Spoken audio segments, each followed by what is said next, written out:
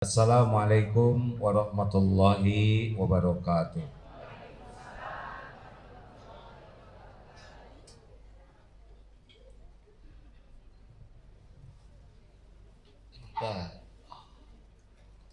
Alhamdulillahi rabbil alamin alladzi khalaqal mauta wal hayata liyabluwakum ayyukum ahsanu amala wa huwal azizul ghafur. Allahumma shalli ala sayyidina Muhammadin wa ala alihi wa ashabihi ajma'in. Ya Allah, Allahumma inna nas'aluka imanan kamilan. Ya Rabb, kami mohon kepadamu, karuniakan kepada kami iman yang sempurna, keyakinan yang benar ya Allah, hati yang selalu khusyuk, lisan yang selalu basah menyebut namamu, dan amal-amal yang Engkau terima. Wahai Allah yang maha menatap, berkahi majelis ini ya Allah. Catatkan siapapun yang hadir, yang menyimak, menjadi hamba yang Engkau ridhoi.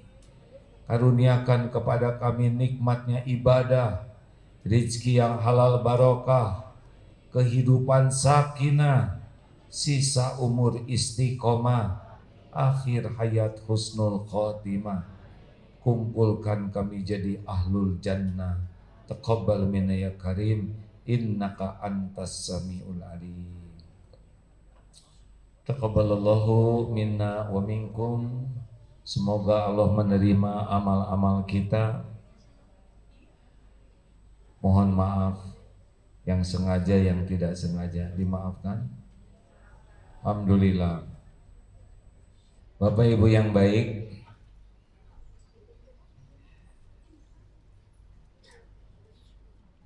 kita membahas judul yang sangat penting, yaitu ciri kesempurnaan iman seseorang. Seperti yang kita tahu bahwa hidup bahagia, selamat, mulia bergantung kepada dua hal, iman dan amal soleh. Orang kurang bahagia pasti kurang iman dan kurang amal soleh. Maka kalau mau punya target terpenting kita adalah memiliki iman yang sempurna. Keyakinan yang sempurna ini ada ciri-cirinya, akan dibacakan. Banyak cirinya, tapi berikut ini 5 ciri saja. Yang pertama, apa ciri khas orang yang imannya sempurna? Al-mu'minul qawi khairun wa ahabu ilallah minal mu'mini dhaif wa fi kulli khair. Mukmin yang kuat imannya, lalu dilengkapi dengan kuat ilmunya, kuat fisiknya, kuat finansialnya, kuat akalnya, lebih baik dalam segala hal dibanding mukmin yang lemah. Dan pada keduanya ada kebaikan. Cirinya adalah ihris ala ma yanfa'uk wasta'in billah wala ta'jaz. Cirinya orang yang betul-betul iman kuat itu selalu semangat dalam hidupnya untuk melakukan apapun yang manfaat. Jadi makin kuat iman itu bergairah terus untuk mengisi waktunya dengan hal-hal yang manfaat bagi dunia dan juga bagi akhirat. Dan sangat banyak minta tolong kepada Allah, karena dia tahu bahwa tidak akan terwujud sekecil apapun nikmat tanpa pertolongan Allah. Tidak bisa dia menghindari dari dosa dan maksiat tanpa perlindungan Allah.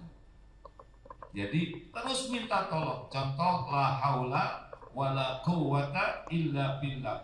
Tiada daya untuk menghindari kesedihan, kecemasan, dosa, maksiat, kejahatan, kezoliman. Tiada upaya, wala quwwata, tiada upaya senyum, sholat, beramal soleh, baca Quran, sedekah, haji, nolong orang, kebaikan apapun illa billah, kecuali dengan Allah, dengan pertolongan Allah. Oleh karena itu orang yang kuat iman itu salah satu ciri lainnya adalah sangat semangat berdoa. Jadi kalau kurang doa itu ciri kurang iman aslinya. Karena dia tahu kebaikan dan wala ta'jaz, dia tidak berputus asa.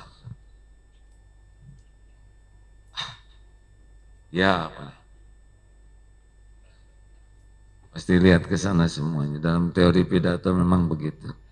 Kalau ada yang gerak, ini kursinya baru, alhamdulillah, tapi tenggelam. Ya, alhamdulillah.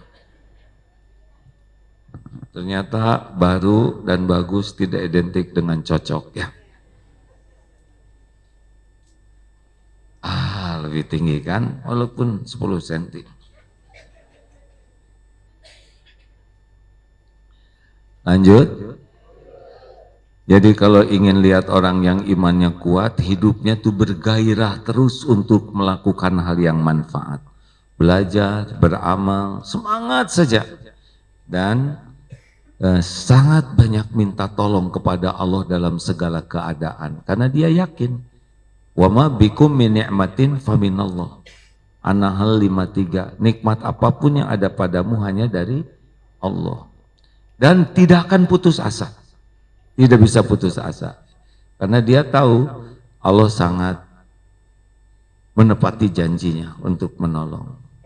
Wa in asabaka syai'un, dan jika menimpa sesuatu, fala taqul law anni fa'altu kada kana kada wa kada.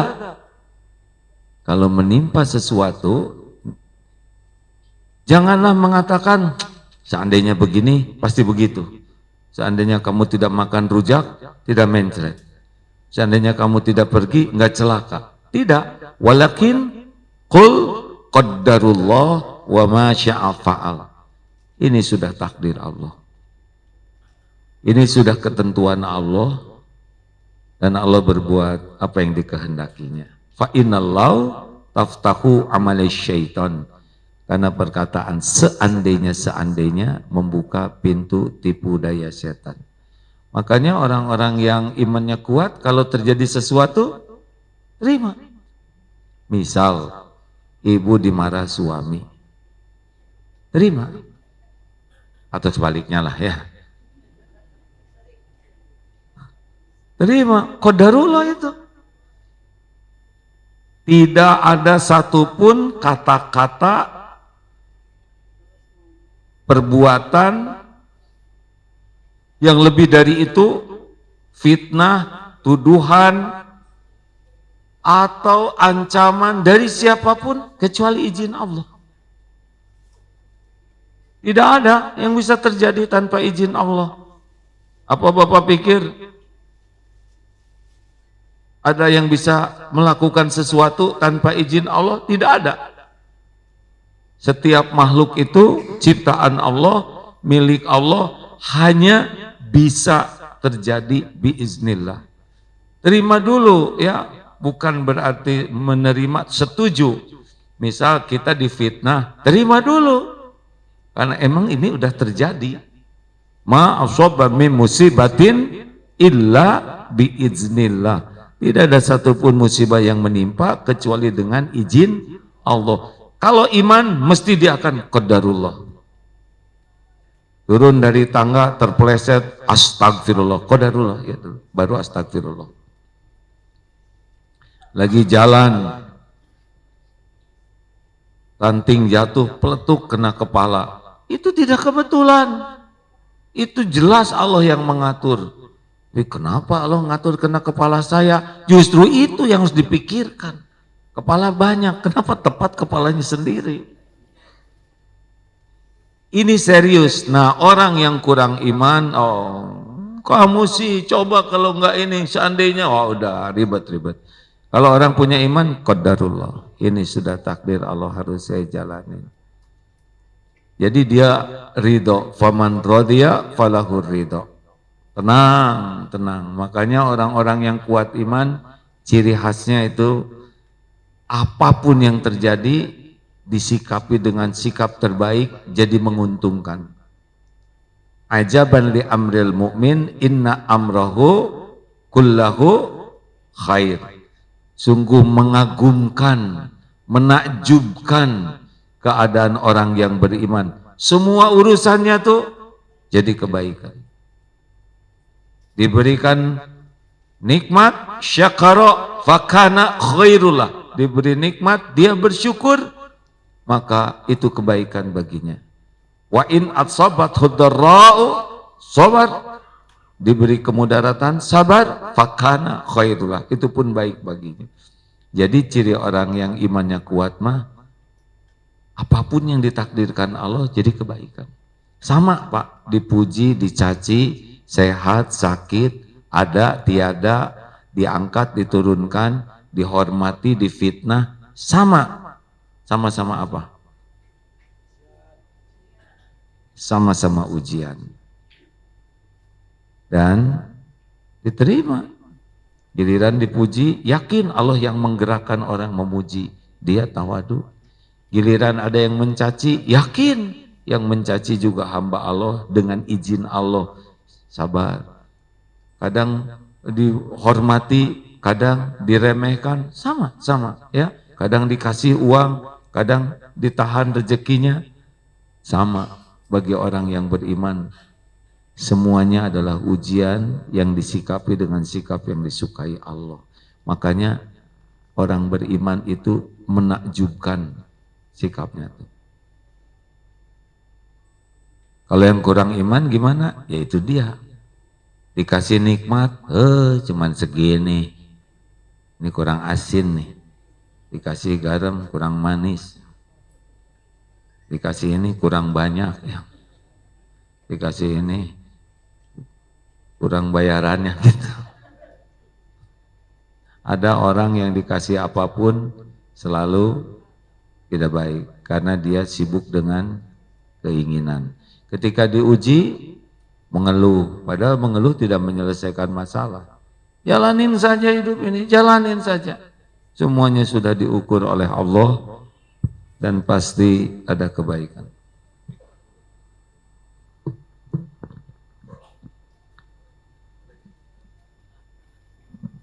Tes, lebih enak ini kan. 2. Jadi yang pertama apa? Menakjubkan. Orang yang kuat iman itu pokoknya mah anteng. Apapun episode yang terjadi, beliau tahu ini terjadi dengan izin Allah, ini adalah ujian, dan ini pasti ada kebaikan. Jadi suatu saat pulang ke rumah, disayang, syukur. Suatu saat digalakin, sabar. Gitu aja, nggak ada ribet-ribetnya. Karena semuanya hanya terjadi dengan izin Allah. Yang kedua, apa sih ciri orang yang kuat iman? Hadis riwayat At-Tirmizi sahih ini ya. Qala Rasulullah sallallahu alaihi wasallam, akmalul mu'minina imanan ahsanuhum khuluqa. Orang mukmin yang paling sempurna imannya bisa dilihat dari akhlaknya. Jadi kalau ingin negara ini akhlaknya bagus, maka program prioritasnya adalah meningkatkan iman rakyatnya. Walaupun punya gelar panjang, punya fisik terlatih, punya wawasan yang banyak, tapi kalau kurang iman, ya seperti yang kita lihat di media-media ini. Benar? Di media sekarang, ada seorang petinggi menodai anak umur 6 tahun. Itu kan gak masuk di akal ya. Padahal untuk akademiknya saja segitu beratnya. Tiap naik pangkat pendidikan, pasti pendidikan imannya yang kurang. Karena satu-satunya yang bisa ngerem orang dari perbuatan buruk adalah yakin Allah Maha melihat apa yang dilakukan. Yakin setiap yang dilakukan pasti ada balasannya. Jadi kalau kurang iman, ya begitulah yang sering terjadi kita simak, ya. Perbuatan Coba, sekarang ada CCTV saja, orang jaga diri, betul tidak? CCTV, padahal itu cuman kamera-kameraan, nggak ada kabelnya. Ada security, jaga diri. Nah, kalau orang yakin Allah melihat, maha dekat, maha menyaksikan, kapan kita akan berbuat maksiat?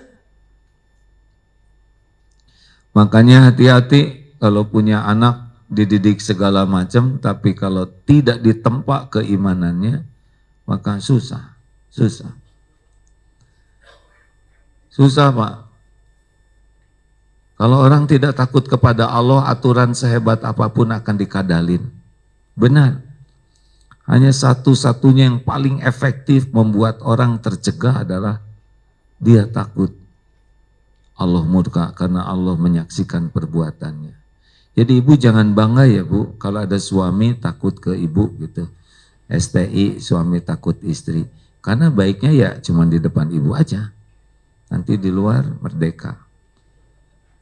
Tapi suami takut ke Allah, gak akan takut sama ibu memang. Bukan berarti galak. Suami takut ke Allah sudah tahu belum? Seperti apa suami takut ke Allah? Khiyarukum li nisaihim, menjadi lelaki yang paling baik ke istrinya.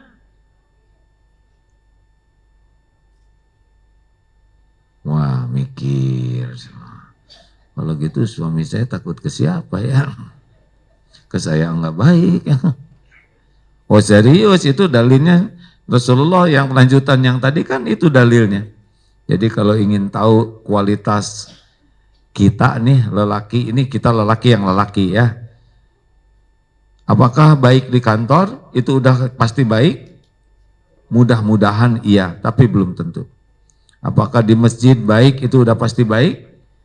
Mudah-mudahan iya, tapi belum tentu. Tapi yang mesti baik itu adalah lelaki yang paling baik kepada keluarganya, ke istrinya, itu biasanya di mana-mana baiknya itu baik asli.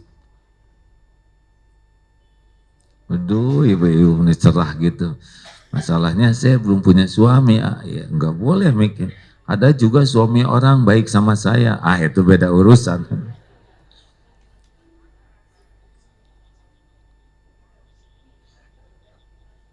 Ini yang di depan ini pada stres, alah baru aja ngambek ya. Kesini dibonceng di jalan diturunin.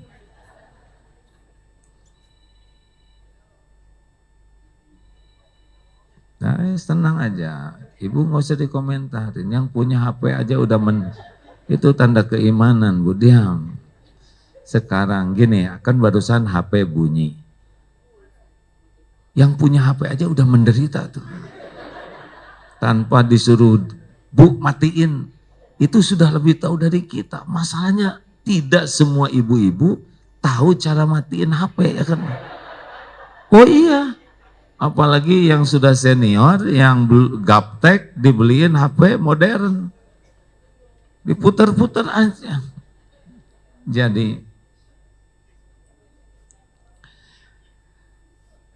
Jadi kalau ingin memperbaiki akhlak, kuncinya tingkatkan iman. Saya aja yang ceramahnya diam, Bu. Bagaimana menyikapi HP yang bunyi? Lagi sholat. Ini serius, ini ilmu penting nih. Lagi sholat berjamaah, taraweh atau HP ada yang bunyi. Ini lagi sholat. Gimana coba? Jengkel, siapa itu? HP tararat, aduh kurang aja. Terus sambil dia juga nggak bisa apa-apa. Dia lagi sholat ya kan, tapi dendam. Siapa ini? Ini tidak menyelesaikan masalah. Pertama dia tidak tahu HP siapa yang lagi bunyi. Yang kedua tahu juga nggak bisa apa-apa. Dia lagi sholat. Udah, terimalah ini takdir hadirin. Enggak tiap hari kita sholat dengar HP bunyi, betul tidak? Ujian dari ya Allah, qadarullah. Udah fokus ke Allah lagi. Kemudian sesudah selesai sholat, kita nggak usah nyari. Siapa kita? Security bukan, yang punya masjid bukan, penceramah bukan, sama-sama nebeng, betul tidak? Nggak usah dilihat aja yang punya HP itu udah menderita, Bu. Beneran. Udah tahu itu salah, udah kita husnuzon aja. Ini takdir Allah, tidak ada niat untuk ngeganggu sholat. Beliau juga udah nelangsa, ya kan? Nggak usah dipelototin. Nah, melototnya ternyata salah lagi, ya kan? Udahlah, doakan saja dan jadi pelajaran supaya kita ke depan HP-nya mati. Pastikan tidak mungkin ada kejadian sia-sia kecuali pasti ada kebaikan. Gitu kalau pakai iman. Ini disikut, yang benar dong, ini majlis taklim nih. Justru dia teriak lebih keras dari suara HP, lebih mengganggu orang. Akhlak.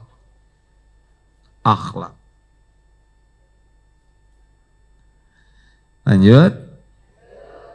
Jadi kalau ingin akhlak jadi baik, ya tidak punya pilihan. Kita harus berupaya keras meningkatkan keyakinan ke Allah. Makin yakin, makin bagus. Tapi itu rajin pengajian kok akhlaknya gitu-gitu aja. Gak boleh gitu. Malah yang berubah cuma seragamnya. Gak boleh gitu. Adalah perubahan walaupun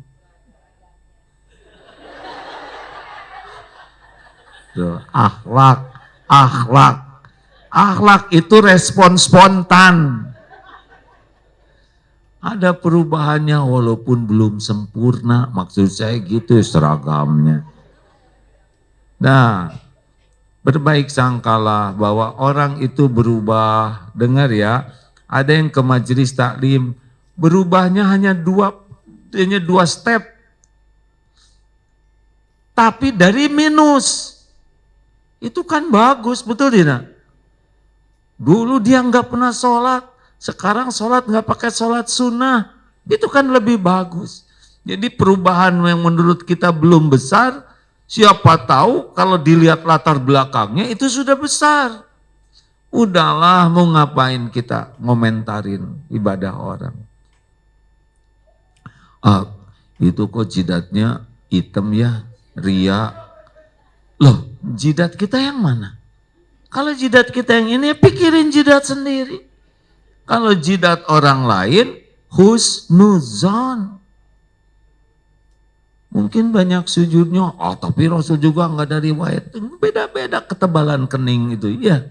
Mungkin agak sensitif, atau mungkin beliau sangat menikmati sujud. Mau ngapain juga menilai jidat orang? Tapi saya mah takut teriak, enggak usah. Kita tidak mau kelihatan tidak berarti orang lain ria, betul tidak? Udah lihat kening yang hitam, doakan. Semoga ahli sujud.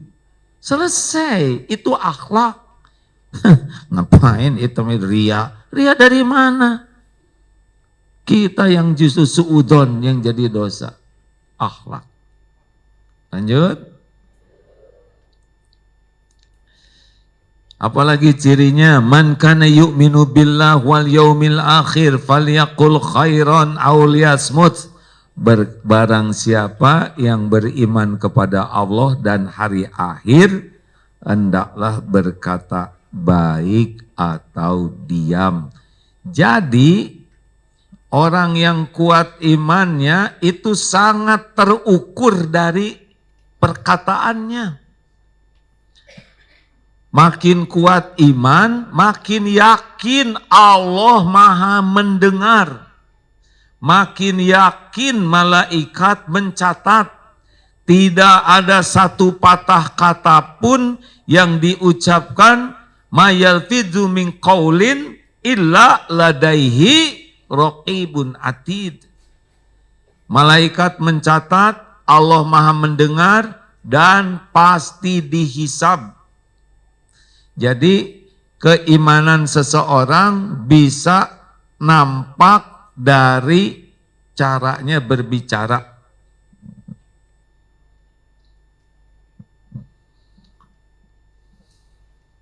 Orang yang yakin Allah Maha Tahu, Maha Mendengar, pasti makin hati-hati. Tidak mudah celetak-celetuk, tidak mudah berkomentar, tidak sembarang bunyi mulutnya karena tahu setiap perkataan balik kepada dirinya sendiri. In ahsantum, ahsantum li anfusikum wa in asatum falaha. Jika kamu berbuat baik, kebaikan untuk dirimu sendiri. Jika kamu berbuat buruk, jahat, itu pun bagi dirinya sendiri. Jadi yang membahayakan kita itu perkataan orang lain atau perkataan diri sendiri. Mantap. Saya hampir nyebut cerdas, tapi nggak enak bagi yang nggak ngejawab disangka kurang cerdas ya kan. Jadi mantap saja. Duh, nggak gampang bicara tuh. Ini saya saja bicara berapa patah kata yang keluar tanpa filter yang ketat. Orang yang yakin ke Allah, hakul yakin, bicaranya sangat hati-hati. Tidak sembarang. Karena urusan bicara itu bukan urusan dimengerti orang lain. Urusan bicara itu bukan urusan menggugah orang lain. Menggugah itu Allah yang menentukan. Urusan bicara itu amal soleh atau tidak. Jadi kalau bicara itu urusannya Allah suka atau tidak itu. Orang lain jadi paham, orang lain terbuka hatinya, itu Allah. Maka di keluarga tidak usah kita berdebat kusir sampai emosi, mau apa? Karena yang membulak-balik hati bukan perkataan kita. Yang membulak-balik hati itu adalah Allah. Jadi bapak-bapak tidak usah bertengkar. Makin banyak keluar kata-kata yang tidak disukai Allah, makin nambah masalah. Saya sudah diam, tapi kata istri saya, bicara dong, jangan diam aja. Biasa aja tertawanya Pak, jangan terlalu menjiwai. Ya bicara, tapi omongan saya nggak didengar, nggak apa-apa, bicara yang benar, dengan nada yang lembut, dengan sikap yang sopan. Tujuannya apa? Tujuannya Allah yang Maha Mendengar suka sama kita. Bukan bersilat lidah, berkata dengan segala macam, segala dibuka. Enggak ngepek, cuma jadi dosa. Bicara secukupnya, niatnya benar, perkataannya benar, sampaikan dengan lemah lembut, dengan sopan. Supaya apa? Supaya istri mengerti, supaya suami bukan. Supaya Allah yang Maha Mendengar suka, selebihnya Allah yang membulak-balik hati. Nasihat ke anak juga tidak usah, anak-anakku, Bapak ingin kalian menjadi manusia seutuhnya, sesuai dengan undang-undang dasar. Yang inilah tidak usah, bukan tidak usah formal Bu, tidak usah diada-adakan. Jadi kalau kita ngobrol, aslinya kita sedang membuka aib, sedang menunjukkan kualitas iman. Karena orang yang imannya kurang baik, mudah celetak-celetuk, segala dikomentarin, ngejelek-jelekin, mengurangi, mengeluh, mencela, gak keru-keruan keluar dari mulutnya tuh. Karena tidak menyadari, tidak meyakini bahwa perkataan ini didengar oleh Allah, dicatat oleh malaikat dan balik kepada dirinya.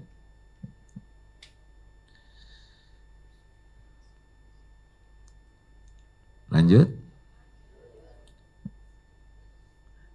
Ini ciri selanjutnya orang kuat iman. Qala Nabi sallallahu alaihi wasallam, la yu'minu ahadukum hatta yuhibba li akhihi may yuhibbu li nafsih. Hadis Bukhari Muslim.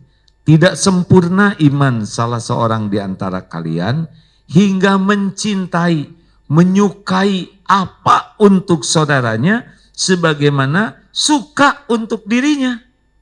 Sederhananya begitulah. Jadi kalau kita usaha laku, senang tidak? Nah, kita juga harus senang ketika saudara kita laku. Bahkan ada di sebelah kita warungnya. Yang terjadi kan kita ngarep-ngarep dia bangkrut.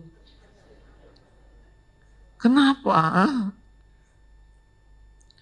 Anak jadi ranking 1, pintar, baik, senang tidak? Harusnya kita senang. Ketika teman, tetangga, ranking 1, tapi kan gak mungkin ranking 1 semua. Kalau anak dia ranking 1, anak saya, ya tuh gak apa-apa. Kan ada tingkatan-tingkatannya ya. Ada yang dia tidak senang orang lain dapat nikmat dan senang saudaranya dapat musibah. Buruk imannya seperti ini. Jadi ada teman mau umroh batal, bahagia. Begitulah. Orang naik pangkat ternyata udah gitu diborgol, happy. Dia bahagia dengan penderitaan orang. Ada juga yang dia boleh orang lain sukses ya, tapi nggak boleh ngelewatin sukses kita ya. Jadi kalau kita ranking 25, dia hanya boleh ranking 26. Jadi tidak ingin orang rugi, tapi jangan melampaui saya. Kebayang tidak nih? Tapi kalau udah melampaui, udah emosi. Ada juga yang lebih baikan dari itu, sama, nggak apa-apa. Kita untung, dia untung, senang. Yang lebih baik lagi adalah kalau Allah memberi nikmat yang lebih kepada siapapun saudara kita dan kita bahagia. Nah, ini sudah mantap nih. Terus ngapain kita rewel dengan takdir Allah kepada orang lain? Semua orang hamba Allah yang memberikan nikmat adalah Allah. Sesuka Allah. Kenapa kita rewel? Halo? Kenapa Allah ngasih sesuatu ke orang lain kok kita yang jengkel? Siapa kita? Dan jengkelnya kita ke takdir orang tidak akan pindah ke kita itu takdir. Hanya ngilangin pahala kita karena dengki. Dengki itu membakar baik, membakar habis kebaikan sebagaimana api membakar kayu. Sudahlah, mendingan fokus mensyukuri nikmat yang ada. Kalau tetangga, teman di kantor atau teman seangkatan dapat sesuatu, kita tahu itu dari Allah. Dan aslinya begini ya, bahwa nikmat itu aslinya ujian. Misalkan teman punya rumah bagus, gak usah iri, karena itu di akhirat itu berat timbangannya. Teman beli mobil Ferrari misalkan, gak usah iri, pertama mah gak akan dikasihin ya. Yang kedua, makainya juga nggak tahu kan, nggak bisa nyetir. Yang ketiga, mau ngapain di akhirat bisa ngejengkang kita oleh mobil itu. Jelas hadirin? Makanya nggak usah ribet dengan takdir orang lain. Kalau itu saudara kita seiman, tinggal doakan supaya berkah. Gitu aja. Mendingan kita fokus nyukurin rezeki kita daripada musingkan rezeki orang yang gak akan pindah juga. Emang bisa pindah gara-gara kita iri? Iri itu kan SMS. Susah lihat orang lain dapat nikmat.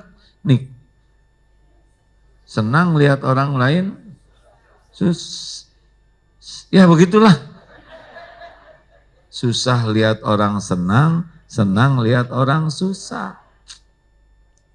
Itu iblis dengki kepada Nabi Adam, hasilnya dilaknat selama-lamanya.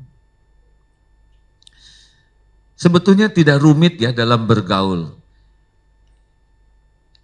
Kita senang tidak ada orang ramah ke kita. Tinggal kita ramah ke orang lain. Enak tidak kalau ada orang ketus ke kita? Tinggal jangan ketus ke orang lain. Tidak rumit, enak tidak ditraktir? Enak tidak ditraktir? Tinggal traktir, tunggu dulu. Nah ini dia ya, baru rencana aja udah pelit. Perlakukan orang lain sebagaimana kita ingin diperlakukan oleh orang lain. Dan jangan perlakukan orang lain sebagaimana kita pun tidak mau diperlakukan begitu oleh orang lain. Dan kita dapat pelajaran itu setiap saat.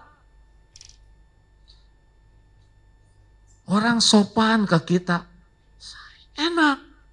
Berarti kalau kita sopan ke orang pun, orang enak. Sing sopan dong. Nah dia sendiri gak sopan. Ini serius nih hadirin. Kita sering menuntut orang lain bersikap baik ke kita, tapi kita suka lupa sikap kita ke orang lain. Ini serius hadirin. Padahal setiap kita bertemu dengan siapapun, itu pelajaran dari Allah. Mungkin kita ketemu dengan orang yang sombong, nggak usah jengkel. Oh, Allah mempertemukan saya dengan yang bersikap seperti ini, supaya saya jangan melakukan hal yang sama. Bu rahasia ya, ini kita-kita aja ya. Saya tuh udah sumpah loh, gak akan ngomong sama siapapun, kecuali ke ibu aja. Ini pelajaran, pelanggaran sumpah ya kan. Kalau dia ke kita mudah menceritakan orang lain, sangat besar kemungkinan pulang dari kita yang diceritakan. Oh begitu. Makanya bergaul dengan iman itu cepat sekali perubahan kebaikannya. Karena dia berguru terus dari siapapun yang ada di sekelilingnya. Termasuk berita-berita. Ya, itu pelajaran sekali itu. Lanjut. Apa sih ciri lainnya orang yang kuat iman? Yang paling pasti kuat iman itu cirinya adalah banyak ingat Allah. Wajilat qulubuhum. Jadi orang yang kuat iman itu kalau Al-Anfal, sebentar saya cari ya. Kalau tidak salah dalilnya, ada yang ingat surat apa? Al-Anfal, wa'idatu lihat oleh kolar, sebentar. Ya benar-benar. Innamal mu'minuna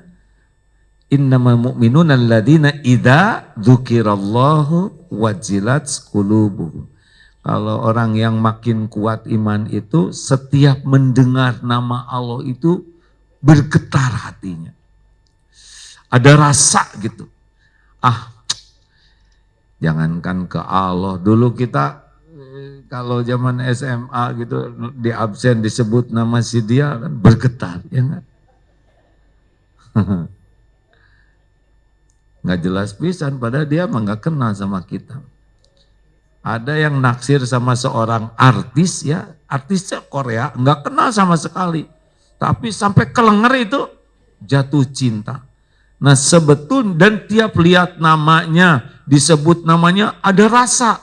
Nah orang kuat iman itu rasanya itu beda ketika mendengar Allah, dengar azan, dengar takbir. Maka kata Imam Ibnu Qayyim, semoga Allah merahmati beliau, orang yang khusyuk sholatnya itu bisa dilihat dari takbirnya. Kalau orang kuat iman, Allahu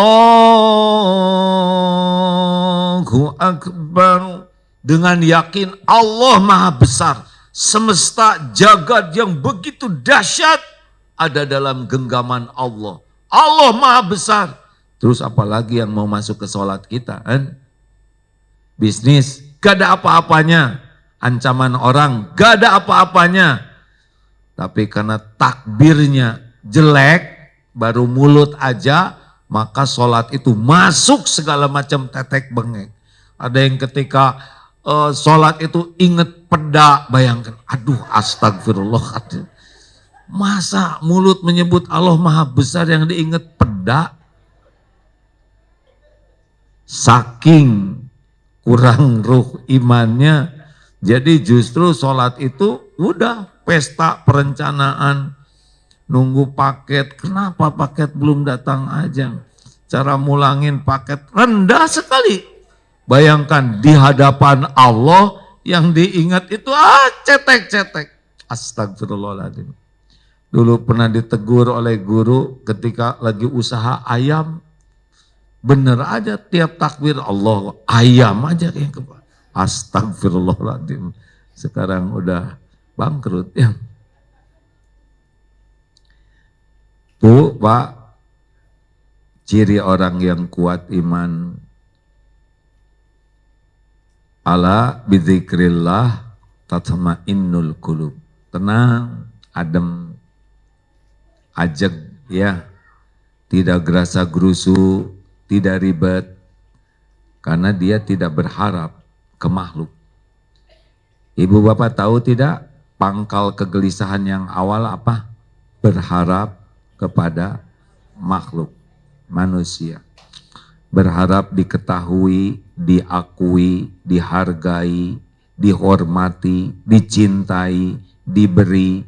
Oh, itu adalah penderitaan yang membuat kita tidak tenang dalam hidup. Tapi orang yang imannya kuat, berharap ke makhluk itu udah selesai, percuma. Makhluk itu tidak akan bisa membawakan apapun tanpa izin Allah. Mau ngapain juga kita diakui oleh makhluk, orang keren, orang pinter, orang hebat, mau apa? Tidak ada apa-apanya sama sekali. Sedunia memuji kita, gak ada apa-apanya sama sekali. Halo? Nggak usah capek-capek. Allah Maha dekat. Wa huwa ma'akum aynama kuntum wallahu bima ta'maluna basir. Dan dia bersamamu dimanapun kau berada dan Allah Maha melihat apapun yang engkau kerjakan. Sibuklah dengan penilaian Allah. Wa kafa billahi syahida. Tenang hidup ini. Kita harus siap, orang lain tidak akan selamanya sesuai dengan harapan kita. Nabi Muhammad SAW hatinya sangat baik, ucapannya sangat baik, akhlaknya sangat baik, niatnya sangat baik, perbuatannya sangat baik untuk kepentingan orang. Hasilnya semua baik kepada beliau? Tidak. Ada yang baik, ada yang biasa aja, ada yang menolak, ada yang memusuhi, ada yang memerangi. Ya memang begini hidup. Jadi tidak usah heran, kita udah berbuat baik, orang tidak mengakui kebaikan kita, tidak berterima kasih, bahkan menghina. Gak usah heran, itu bukan sesuatu yang membuat kita heran, apalagi sakit hati. Nabi aja yang sempurna. Coba, Nabi Muhammad itu kan berjuang itu supaya orang selamat, betul tidak? Lah yang diselamatinnya ngambek. Aneh. Nggak aneh sih. Halo? Ini serius nih. Karena kita jadi ribet banget. Sudah, kita fokus aja. Niat baik, berbuat baik, Allah lihat, udah selesai urusan kita. Nah katanya orang yang kuat iman tuh seperti itu idealnya. Jadi kalau kita udah makin ikhlas, udah makin tenang hidupnya. Makanya nggak usah banyak berharap dari makhluk, capek, nggak enak, banyak tersinggung, banyak kecewa, sakit hati. Jadi aja, padahal makin tua, hidup makin tinggal dikit, kapan bahagianya? Demikianlah hadirin sekalian, ini sekelumit saja. Jadi apa goalnya? Ayolah kita serius meningkatkan iman. Gimana caranya? Yang pertama minta, memelas, menghibah, supaya Allah menguatkan iman kita. Jangan cuma minta duit melulu. Jangan cuma minta, aduh ya Allah tolong ini kontrakan. Boleh itu minta. Tapi kenapa yang gitu-gitu yang memelasnya? Memelas itu minta kuat iman, minta hati terjaga, ya muqallibal qulub, tsabbit qalbi ala dinik, itu penting. Dua, kalau ingin kuat iman sesudah minta memelas ke Allah, Allah tahu siapa yang minta. Yang kedua, harus belajar ma'rifatullah, harus belajar ilmu mengenal Allah, karena ibadah itu khalaqtul jinna wa ma khalaqtul jinna illa liya'budun, harus diawali illa liya'rifun, mengenal Allah dulu baru bisa ibadah. Kalau sekarang kita belajar banyak tentang Islam, sholat dan sebagainya, itu bagus, tapi kalau tidak mengenal Allah, kita tidak menikmati ibadah. Ini yang suka bolongnya, padahal perintah sholat itu yang 5 waktu itu menjelang hijrah loh, pada waktu Isra Mi'raj. Di atas 10 tahun terus ngajarin mengenal Allah. Ramadan itu sesudah di Medina. Nah ini kita ada kurang belajar tauhidnya itu. Belajar, berguru, minta ke Allah guru yang bisa mengajarkan ilmu yakin kepada Allah. Ada di dunia ini ada hamba-hamba Allah yang oleh Allah diberikan keyakinan. Apa bedanya? Begini, kalau yang tahu hanya bisa membuat kita tahu. Yang paham bisa membuat kita paham. Tapi yang yakin beda lagi, itu lebih meyakinkan kepada kitanya. Makanya minta kepada Allah guru yang yakin kepada Allah. Kalau Bapak Ibu punya teman yakin kepada Allah, yang seperti cirinya tadi, udah itu rezeki besar.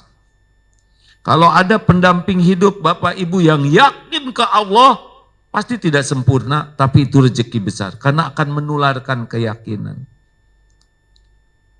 Ini serius sekali. Kita cari teman yang banyak duit, itu membuat kita jadi berharap dikasih. Cari teman yang yakin ke Allah, nanti gak pengen dikasih siapa-siapa selain oleh Allah. 3, Quran. Al-Quran itu adalah kalamullah. Allah memperkenalkan dirinya lewat Al-Quran. Ayo baca Quran dengan artinya, terutama ayat-ayat tauhid, ayat-ayat asma Allah.